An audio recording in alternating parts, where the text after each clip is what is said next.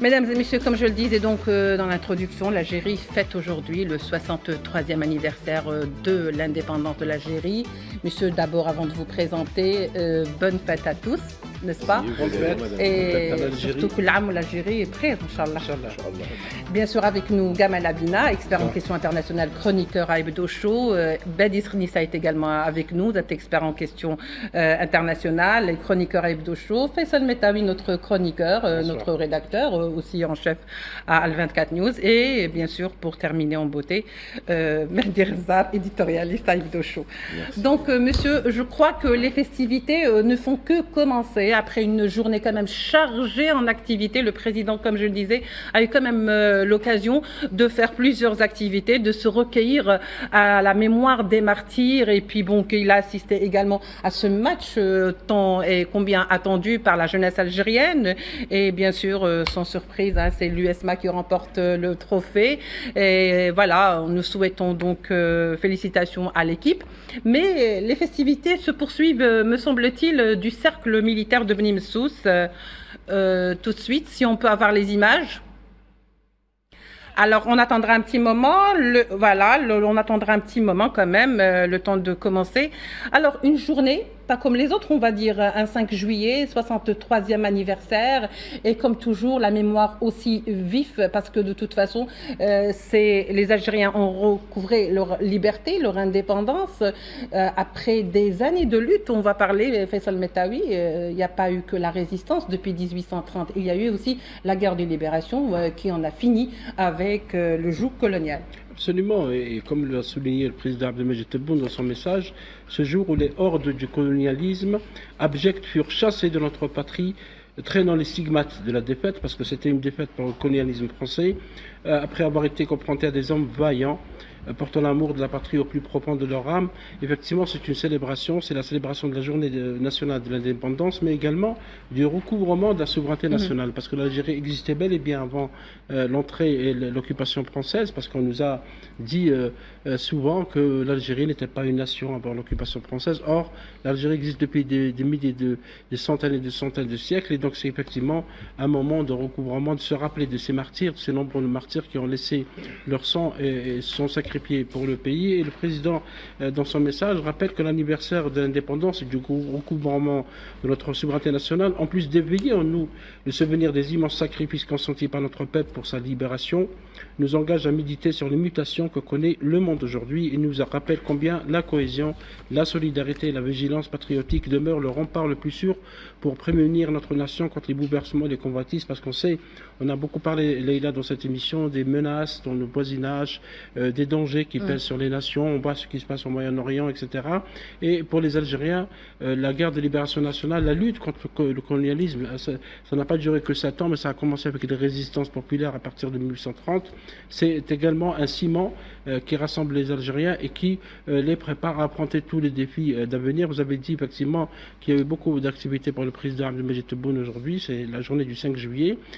C'était d'abord à Riyad el-Fath, donc au sanctuaire des martyrs, où le président s'est recueilli à la mémoire des nombreux martyrs, ils sont très nombreux, de l'Algérie, pour l'indépendance de l'Algérie. Puis effectivement, il y a eu, c'est une tradition en Algérie, c'est la Coupe de la République, la Coupe nationale de football. Donc c'était au stade qui porte un nom, un grand nom, Nelson Mandela, le grand militant sud-africain qui avait dit un jour que l'Algérie a fait de lui un homme. Et c'est lui qui est un grand homme. Il a passé plus de 27 ans de sa vie en prison pour la liberté. Donc effectivement, il y avait une grande fête du football. Les jeunes Algériens étaient en fête. L'USMA d'Alger a gagné 9e trophée. Le CRB a raté son 10e. Donc, même Mbrouk pour ceux qui ont gagné, Mbrouk aussi pour le CRB aussi. Bien sûr. Baptiste Rissa, je me tourne vers vous. Alors, lors de son discours qu'il a adressé à la nation, le président Abdelmajid Tebboune, bien sûr, est revenu sur plusieurs aspects, mais tout en félicitant l'Algérie pour cette date qui peut-être, il faut à chaque fois le rappeler pour les générations à venir, qui s'est faite au sacrifice donc de femmes et d'hommes algériens, au sacrifice de sang. Il a également, si vous voulez, mis l'accent sur le fait qu'aujourd'hui, cette date intervient, ou cette commémoration intervient, dans un contexte géopolitique quand même assez tendu, assez instable, relevant la nécessité, peut-être pour l'Algérie, de prendre conscience de cet aspect. Tout à fait. Alors, pour ne pas déroger à la règle, salam azoul, bonsoir à tout le monde. Tahia al-Jazair, le Majd al-Khouroud al-Shuhadana al-Abrar, cette journée mémorable, mais surtout aussi, au-delà de la commémoration, c'est aussi un serment collectif que nous avons aujourd'hui envers nos aïeux, c'est très important de le dire. Le président de la République, Abdelmajid Tebboune, lors de son discours, qui est un discours solennel, un discours, je dirais, grave dans le sens, le contexte actuel, c'est-à-dire qu'effectivement, le 5 juillet est un jalon fondateur. C'est un point de départ, mais pas une destination. Le développement, la souveraineté, ce sont là les trajectoires que nous devons, nous, héritiers de ce grand legs, de ce lourd tribut qui a été payé par nos aïeux, pour pouvoir avoir ce continuum, je dirais, naturel, mais surtout aussi cet investissement et cet engagement. Nous voyons derrière les images justement pour de la célébration. La célébration pour ce 63e C'est anniversaire. impressionnant. Au niveau du cercle Aussi au militaire de niveau du Beni Suef. cercle militaire à militaire. Beni Suef, exactement. En présence du président de la République, du chef d'état-major et de l'ensemble du gouvernement et des officiels algériens. Oui, vous pouvez poursuivre, Badis Rednissa. Donc c'est un On va revenir message de toute porteur façon, solennel, et c'est un message aussi porteur d'espoir, comme vous l'avez dit. Donc il y a cette analogie faite entre le passé, le présent et l'avenir qui est ô combien importante et stratégique par les temps qui courent, comme vous l'avez dit, à juste titre, avec un contexte géostratégique, géosécuritaire, mais aussi de grands défis, de défis multidimensionnels qui nous attendent, pour lesquels nous devons effectivement nous inspirer de cette long terme qui a été conclue par le 5 juillet, mais avec tout un sacrifice fait en 132 ans, avec un peuple vent debout justement pour refuser le diktat du colonialisme, refuser les graves, notamment, dépassements et violences d'un projet colonial.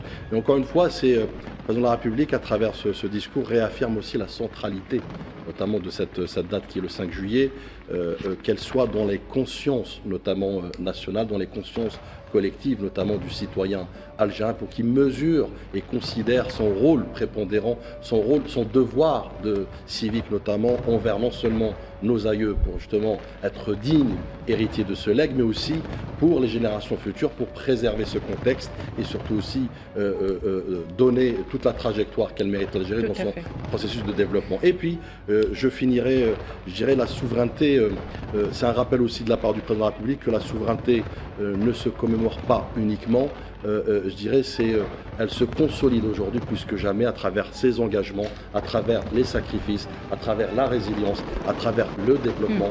Et enfin, pour finir, une nation qui honore ses martyrs, c'est une nation qui ne meurt jamais. Alors, très bien, Badis. Nous allons d'ailleurs continuer sur le même ordre d'idées, mais je vous laisse, messieurs, dames, apprécier donc ces festivités, contempler tout à fait, donc aux couleurs de l'emblème national. Voilà, du rouge, du vert et du blanc. Du 5 juillet, voilà. Parce que l'indépendance c'est une fête, parce que c'est une indépendance qui n'a pas été acquise facilement. Les Algériens, tout le peuple algérien a milité pour cette indépendance. C'est une indépendance qui a été une source d'inspiration à beaucoup d'autres mouvements de plusieurs nations, liberté. plusieurs pays, absolument, parce qu'il y a beaucoup de morts, beaucoup de martyrs, beaucoup de massacres, beaucoup de crimes coloniaux. On reviendra au cours de l'émission. Donc c'est pour ça que les Algériens ont le droit de le célébrer de cette manière si joyeuse. Ce n'est que justice, oui. C'est justice aussi pour de bonne guerre. C'est le martyr, c'est de bonne guerre. Regardez-moi ces belles images. Qui viennent de Beni Suef. Oui, du cercle militaire de Beni Suef. On voit quand même cette belle couleur. Il faut souligner, Leïla, que Oui. le ministère des Moudjahidines, parce qu'il faut le noter, a quand même cette année salué les grands invalides, parce qu'il y a Tout à toujours fait. des grands invalides de la guerre de libération nationale et des ayants droit et des enfants de Chouhada. Il est victime de mines antipersonnelles, parce qu'on a tendance à l'oublier, qu'il y a à un moment donné les lignes Maurice et Chal. Jusqu'au jour d'aujourd'hui. Oui, absolument. Et à ce jour, les mines antipersonnelles qui ont été plantées dans le sol ont laissé beaucoup de victimes. Donc le ministère des Moudjahidines, des ayants droit, ne les a pas oubliés. Il les a les a accueillis, leur a réservé un hommage qui est tout à fait mérité pour ces militaires. Faisal, moi je dirais c'est un acte mémoriel, c'est de justice mémorielle, disons, au-delà du hommage lui-même, mais c'est une dette envers les héros vivants de notre glorieuse révolution notamment, qui a été incarnée effectivement par ce geste ô combien, au-delà de la symbolique, fort pour justement faire cette communion et surtout consolider je dirais les ponts entre intergénérationnel, puisque c'est ça Tout à dont il est fait. question. Comment traduire ce C'est lait, comment nécessaire, traduire hein. cet état d'esprit, notamment de nos aïeux, il fut un temps Ouais. avec peu de moyens, rappelons-le. C'est-à-dire que notre révolution s'est faite dans un contexte dans lequel on a été asphyxié par un projet colonial, par une France colonialiste, qui a tout fait pour effectivement écraser ce peuple, et malgré tout, il est resté bel et bien debout. Donc c'est aussi je dirais, un acte structurel justement envers cette dette, effectivement un acte aussi éthique, puisqu'il est question d'éthique aujourd'hui, pour redonner un peu la place qui revient, et ô combien elle est grande, pour ces héros vivants, et leur dire qu'effectivement l'Algérie, après vous, elle est entre de bonnes mains. Redonner aussi Gamal Abina son aura, hein, cette histoire d'Algérie, de cette guerre de libération qui ne s'est pas faite facilement, qui a été arrachée au prix du sang. Peut-être que ça a l'air comme ça dit de manière très simple, mais ça a été fait au prix de sacrifices. Il faut que les générations à venir comprennent justement ce qu'ont fait leurs aïeux. Tout à fait, il y a 3 générations qui sont passées depuis la fin de la barbarie coloniale. J'ai à titre personnel une histoire évidemment particulière, puisque mon grand-père a été assassiné 6 mois avant la fin de la guerre. Et toute sa vie, mon père a parlé de son père en disant « c'est dommage que vous ne l'ayez pas connu, c'est un grand homme, c'est un homme qui était noble, qui n'a pas refusé le combat, qui n'a pas donné les noms des résistants, parce qu'on lui demandait les noms, ils l'ont assassiné pour vous situer un peu le truc, à coups de crosse devant ses enfants. C'est ça la barbarie coloniale, c'est les faits dont il faut parler. Et donc il y a à peu près un tiers de la population, surtout dans ma région, qui a été exterminée. Et ce qui se passe aujourd'hui, il faut le dire clairement, parce que j'ai une pensée pour le peuple de Palestine qui vit une barbarie coloniale aussi de plus de 80 ans. Le maintenant. parallèle est tout fait, oui. Le parallèle est fait, d'ailleurs, l'Algérie a toujours dit qu'effectivement l'Algérie ne sera entièrement libérée que quand la Palestine serait libérée, et ils ont raison, parce qu'ils connaissent l'hydre colonial. Et j'ai envie de dire simplement que Nelson Mandela, ça a été cité tout à l'heure par Faisal, a dit une chose intéressante, il a dit que le seul peuple à s'être libéré par les armes en Afrique, c'est l'Algérie. C'est pas anodin, on a commencé avec des fusils de chasse, si vous allez voir Markham Shahid, il y a les 3 mouvements de la Révolution. Fusils de chasse, puis après les fusils un peu plus élaborés, puis après une véritable armée. Et donc c'est une armée impérialiste, colonialiste, de l'OTAN, suréquipée, qui se battait contre les paysans. Et quand on dit, et c'est une affiche qui est C'est très la connue, 4e puissance quand même. Hein. 4e puissance, mais pas seulement, c'est qu'elle Mais avait on va l'alimentation revenir- de l'Occident. On va revenir vers ça, sans vouloir vous couper. Bien sûr, je ne veux pas avoir l'impression de vous censurer, mais je sais qu'on va revenir tout au long de cette émission. Je voudrais juste rappeler ce que vient de dire donc à l'instant Faisal Metawi, que le ministère des Moudjahidines et des ayants droit a honoré et justement les invalides de la guerre de libération et bien sûr même les victimes des mines antipersonnelles qui continuent encore à faire des dégâts, c'est-à-dire 60 ans après, il y a encore des victimes des mines personnelles. Mehdi Rezal, vous souhaitez peut-être intervenir là-dessus? Tout Algérien, nous sommes à peu près 48 millions aujourd'hui en 2025, environ 48 millions d'Algériens. Chaque Algérienne et chaque Algérien a dans sa famille un membre qui a participé à la guerre de petite histoire dans la libération, grande, oui. à la guerre de libération nationale. Chaque Algérienne et Algérien partout ont un membre de leur famille, que ce soit une tante, un oncle, une cousine, un cousin, un père, un frère, une mère. Des moudjahidettes, des moudjahidines qui ont participé à l'élaboration de la victoire pour la guerre de libération nationale. Donc c'est ancré dans notre ADN, c'est ancré dans notre sang, le sang vert, c'est une métaphore, mais voilà, c'est ancré en nous. Et qu'on ait un ministère des moudjahidines justement pour honorer toutes les personnes qui ont combattu, qui ont laissé leur vie pour la libération de leur pays, je trouve ça on ne peut plus honorable.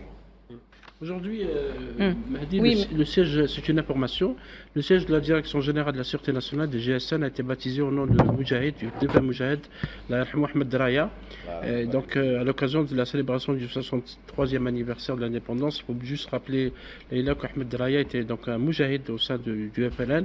Il était avant en cela militant au sein du mouvement pour le triomphe des libertés démocratiques. C'est une que justice aussi pour ce grand Moudjahid de porter le nom du siège de la GSN à Alger.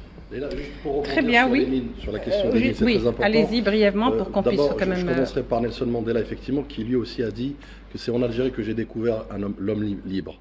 Donc c'est très important pour reconstituer, mais surtout resituer le contexte révolutionnaire de l'Algérie, non seulement dans son histoire, mais aussi de l'histoire des autres peuples en matière d'indépendance. Sur le plan Mais continental pour les et mines, même... Vous savez, c'est un crime de guerre, le fait de ne pas donner, par exemple, les plans de ces mines. Vous savez qu'à ce jour, c'est-à-dire qu'on a pas été donné. plus de 3000 morts post-indépendance. C'est-à-dire que c'est même pas pendant la guerre de révolution. Tout à fait, Il est jusqu'au pendant jour le- d'aujourd'hui. Et là, on parle de plusieurs millions de mines disséminées sur justement la ligne de Charles-et-Maurice. Et ça, c'est un crime d'État. Ça, c'est un crime de guerre coloniale. Qui continue de faire qui des continue victimes. aujourd'hui dans un crime néocolonialiste perpétué par justement cette... On en reparlera plus tard. On peut même parler de- L'armée coloniale n'a jamais voulu rendre Tout à fait. les plans et les positions des mines qu'ils ont placées. Oui.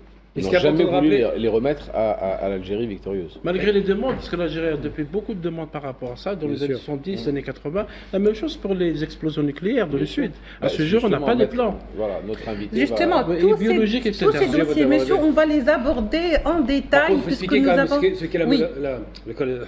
les lignes Maurice Échal. Il faut expliquer quand même, parce qu'on parle des 3000 morts, c'est vrai. il faut en Brièvement, parler. Gamal. Très rapidement, c'est des colonnes qui ont été faites pour barrer l'alimentation des armes de la Tunisie vers l'Algérie. Voilà, tout à fait. Et ça a tué, c'est là où il faut se rappeler quand même des martyrs. 10 000 combattants par mois. C'était une saignée comme jamais. Ça a vraiment ralenti le développement de la révolution, mais pour le côté Oui. positif, l'Algérie n'a jamais baissé les bras de 1830 à 1962. Il y a toujours eu des révoltes, toujours eu des batailles. Tout à fait. Il n'y a jamais eu une colonisation totale. Surtout, justement, l'approvisionnement en armes. Bien sûr, monsieur, l'Algérie, la célébration, ce n'est pas qu'en Algérie, et les Algériens d'Algérie, mais également notre communauté établie à l'étranger, qui, elle, également célèbre donc cette journée. On a avec nous Mahdi Belabès, donc militant associatif algérien, établi donc à Paris. Mahdi, à Perpignan, plus exactement, et non pas à Paris, en France. Mahdi, bonsoir. Bonsoir, bonsoir à toutes et à tous. Merci d'être avec nous. Je ne sais pas si vous nous entendez, Mahdi. Je vous entends très bien. Voilà. Je crois qu'on a un petit problème de retour. Moi, je vous entends très bien. Très bien. Alors, Mahdi, dites-moi comment les Algériens aujourd'hui ont célébré ce 5 juillet. De quelle manière ils ressentent au fait cette commémoration aujourd'hui? Cette commémoration est ressentie avec beaucoup de fierté.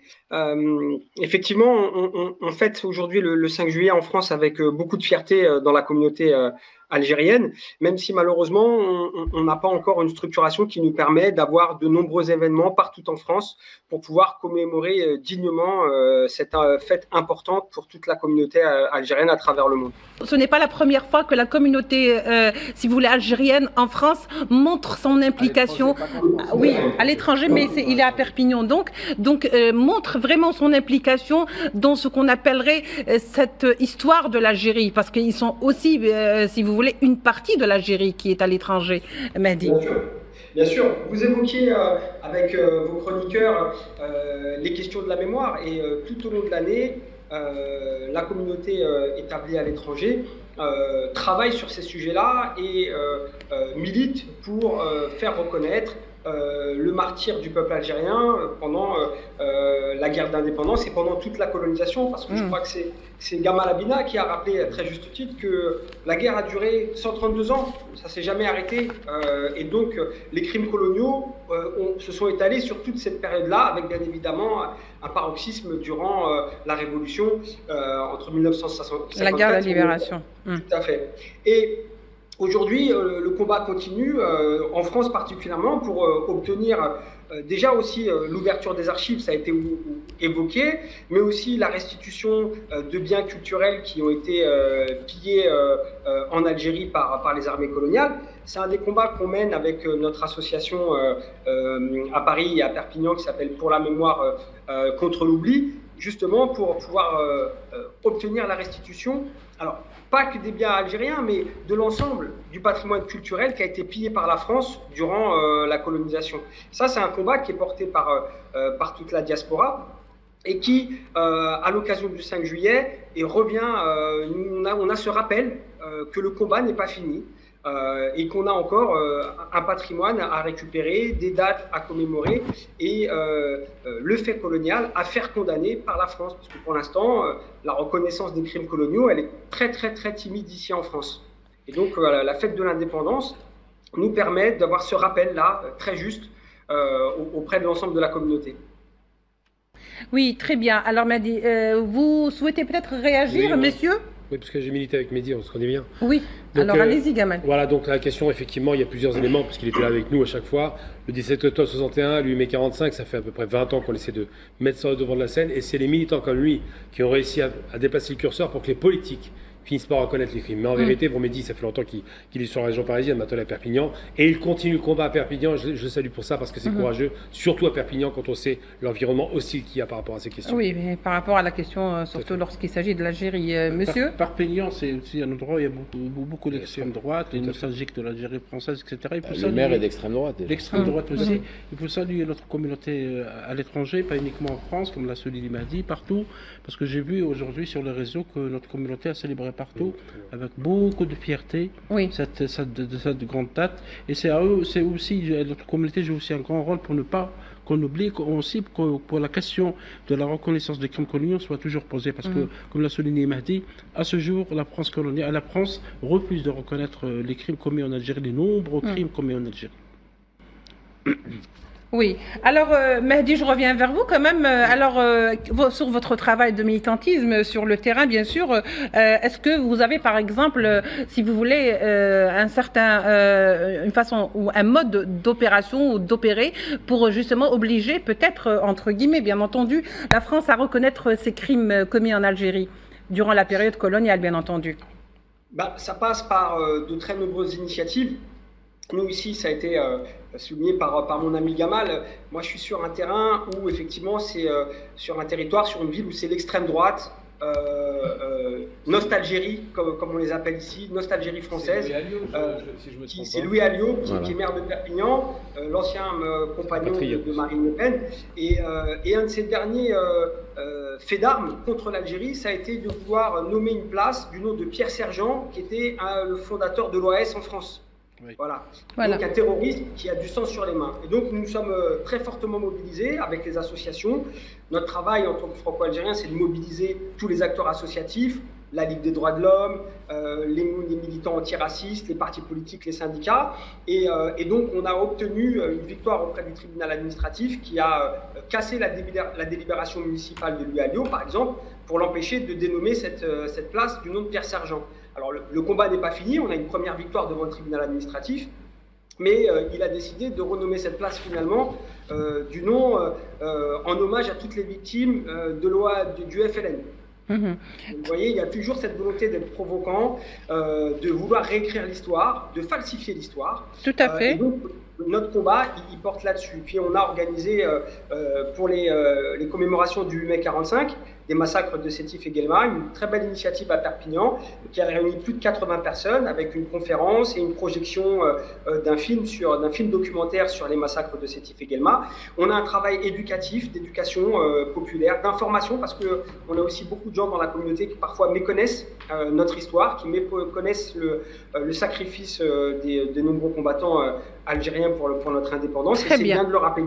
On a tout un travail comme ça, de mobilisation militante, et aussi d'information et d'éducation populaire. Bravo. Merci beaucoup, Mehdi Belabès. Je vous rappelle que vous êtes militant associatif on est fiers de vous, en tout cas, algérien. Et Mehdi Rzal vous dit qu'on est fiers de vous, du travail que vous faites sur place. Messieurs, donc on prend une petite pause et on revient au débat.